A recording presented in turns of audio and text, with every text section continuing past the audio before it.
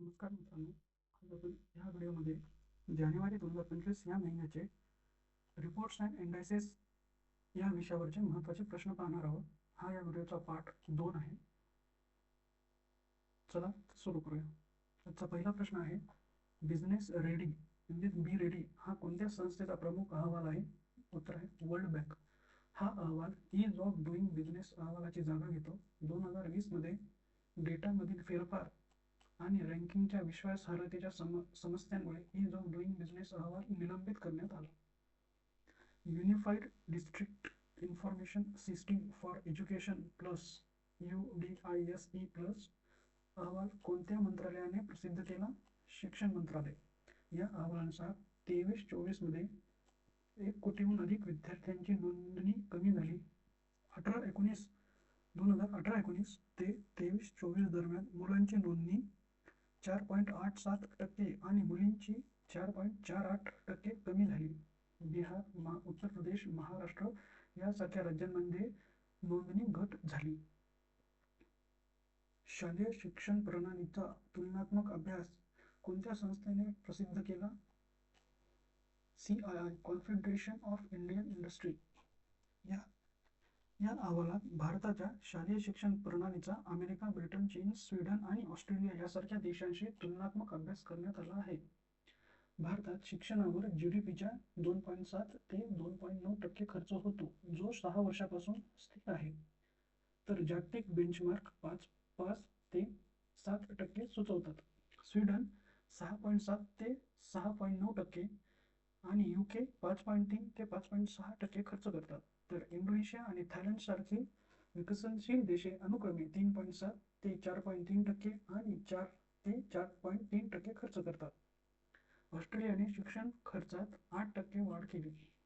पुढचा प्रश्न, लीड्स म्हणजेच logistic is across different states 2024 अहवाल कोणत्या मंत्रालयाने प्रकाशित केला? वाणिज्य आणि उद्योग मंत्रालय. या अहवालानुसार कोस्टल ग्रुपमध्ये अचिव्हर्स, फास्ट मूव्हर्स आणि इच्छुक असे गट आहेत. तर त्या गटानुसार आपण स्टेट पाहणार आहोत. कोस्टल ग्रुपमध्ये अचिव्हर्समध्ये आहेत गुजरात, कर्नाटक, महाराष्ट्र, ओडिसा, तमिळनाडू. फास्ट मूव्हर्समध्ये आंध्र प्रदेश, गोवा. इच्छुक केरळ, पश्चिम बंगाल.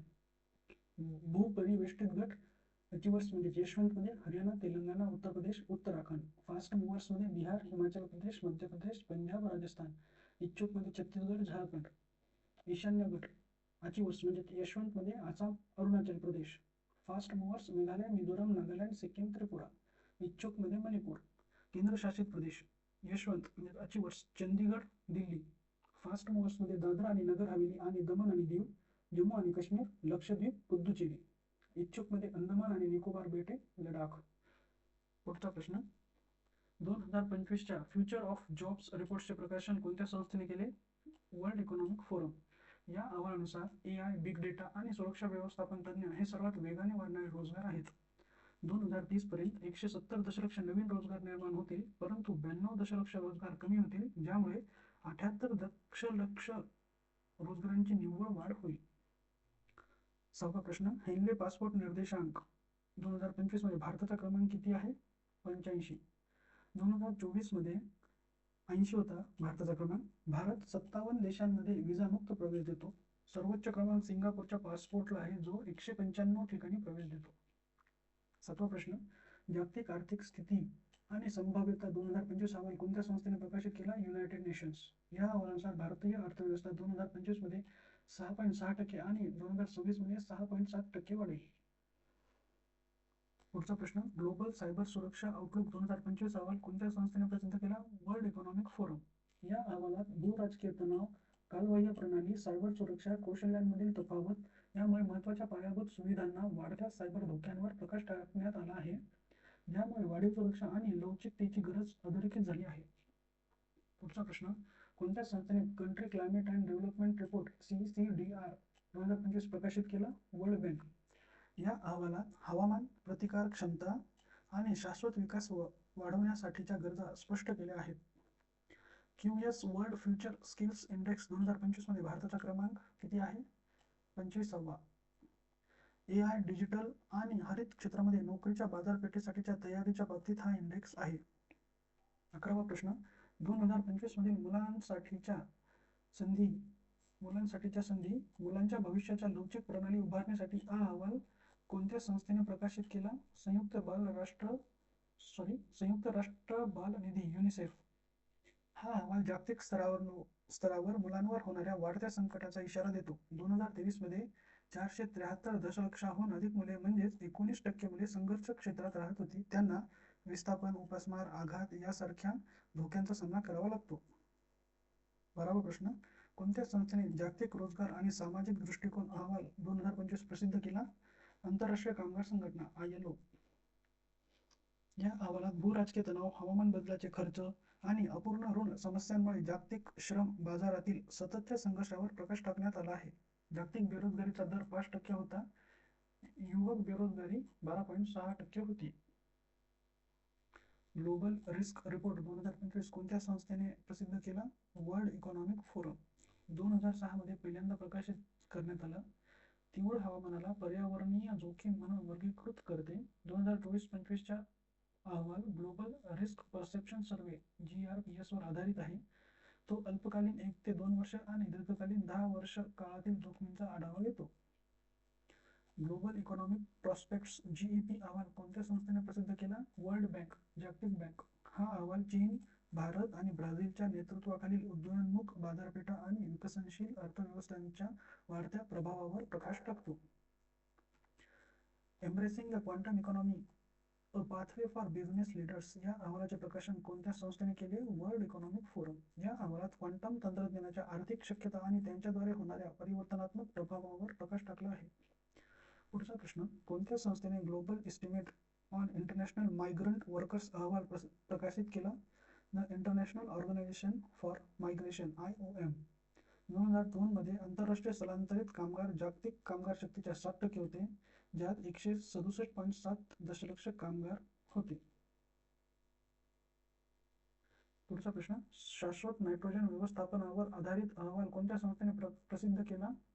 खाद्य आणि कृषी संघटना FAO, food and agriculture organisation. या अहवालात कृषी खाद्य व्यवस्थापनामध्ये नायट्रोजन वापराच्या आव्हानावर प्रकाश टाकण्यात आला आहे. योग्य नायट्रोजन वापरामुळे पिकाचे उत्पादन वाढते, तर जास्त वापरामुळे जागतिक तापमानवाढ आणि पर्यावरणाची हानी होते. ग्लोबल फायरफॉक्स इंडेक्स 2025 मध्ये भारताचा क्रमांक किती आहे? 4था. भारत हा 4थ्या क्रमांकाचा शक्तिशाली लष्कर आहे. पहिल्या 3 देशांमध्ये अमेरिका, रशिया, चीन यांचा समावेश होतो. भूतान 145 क्रमांकावर आहे. पाकिस्तान 12व्या स्थानावर आहे. ग्लोबल फायर पॉवर इंडेक्स 145 देशांच्या युद्ध क्षमता आधारित लष्करी शक्तीची तुलना करतो आणि देशाच्या अण्वस्त्र क्षमतेचा विचार करत नाही. पुढचा प्रश्न, भारत डिजिटल अर्थव्यवस्थेचा मापन आणि मोजणी अहवाल कोणत्या मंत्रालयाने प्रसिद्ध केला? इलेक्ट्रॉनिक्स आणि माहिती तंत्रज्ञान मंत्रालय. या अहवालानुसार 2022-23 मध्ये भारताची डिजिटल अर्थव्यवस्था राष्ट्रीय उत्पन्नाच्या 11.74% होती. 2024-25 पर्यंत ती 13.42 पर्यंत वाढेल असा अंदाज आहे. 2022-23 मध्ये डिजिटल अर्थव्यवस्थेत 14.67 दशलक्ष कामगार होते. भारत हा 5G आणि मोबाईल सदस्यांसाठी जगातील दुसऱ्या क्रमांकाचा बाजार आहे. 2023-24 आर्थिक वर्षात 1644 अब्ज डिजिटल पेमेंट केले. पुढचा प्रश्न, ग्लोबल इन्व्हेस्टमेंट ट्रेंड मॉनिटर अहवाल कोणत्या संस्थेने प्रसिद्ध केला? United nations conference on trade and development UNCTAD. जागतिक थेट परकीय गुंतवणूक 11% वाढून 2024 मध्ये 1.4 ट्रिलियन डॉलर पर्यंत पोहोचली. विकसनशील देशांमध्ये FDI 2% कमी झाली. 2024 मध्ये SDG संबंधित क्षेत्रांमध्ये गुंतवणूक जागतिक स्तरावर 18% कमी झाली. भारताचा FDI 13% वाढला. ग्रीनफील्ड प्रकल्प घोषणांमध्ये वाढ झाली. 2025 चा आर्थिक आरोग्य निर्देशांक कोणत्या संस्थेने प्रकाशित केला? नीती आयोग. यात प्रमुख 18 भारतीय राज्यांची आर्थिक स्थिती 5 उपसूचकांच्या आधारे मोजली जाते. उपसूचक आहेत: खर्चाची गुणवत्ता, महसूल संकलन, आर्थिक शिस्त, कर्ज निर्देशांक, कर्ज टिकाऊपणा. यामध्ये आपण महत्त्वाचे जे राज्य आहेत ते बघू. अचिवा गटामध्ये ओडिशा, छत्तीसगड, गोवा, झारखंड, गुजरात. फ्रंट रनरमध्ये महाराष्ट्र, उत्तर प्रदेश, तेलंगणा, प्रदेश, कर्नाटक. परफॉर्मर तमिळनाडू, राजस्थान, बिहार, हरियाणा. ॲस्पिरेशनलमध्ये केरला, वेस्ट बेंगॉल, आंध्र प्रदेश, महाराष्ट्र. आपल्या परीक्षेसाठी हे महत्त्वाचे आहे. महाराष्ट्र फ्रंट रनरमध्ये आहे. Learning interrupted global snapshot of climate related school disruption नावाचा अहवाल कोणत्या संस्थेने प्रसिद्ध केला? United Nation Children Fund, UNICEF. 2024 मध्ये किमान 242 दशलक्ष विद्यार्थी हवामान घटनांमुळे शाळेय अडथळ्यांना सामोरे गेले. अहवालात 45 देशातील अडथळ्यांचे विश्लेषण करून शिक्षणावर परिणाम करणारे 119 हवामान धोके ओळखले. उष्णतेच्या लाटांमुळे सर्वाधिक अडथळे निर्माण झाले, ज्यामुळे 171 दशलक्ष विद्यार्थ्यांवर परिणाम झाला. दक्षिण आशिया हा सर्वाधिक प्रभावित प्रदेश होता, त्यानंतर पूर्व आशिया आणि लॅटिन अमेरिका. डिसेंबर 2024 चा पेमेंट सिस्टीम रिपोर्ट कोणत्या संस्थेने प्रकाशित केला आहे? Reserve bank of India. या अहवालात मागील 5 वर्षातील पेमेंट व्यवहाराच्या प्रवृत्तीचे विश्लेषण केले आहे. डिजिटल पेमेंट व्यवहारांच्या संख्येत 94 पट आणि मूल्यामध्ये 3.5 पट वाढ झाली आहे.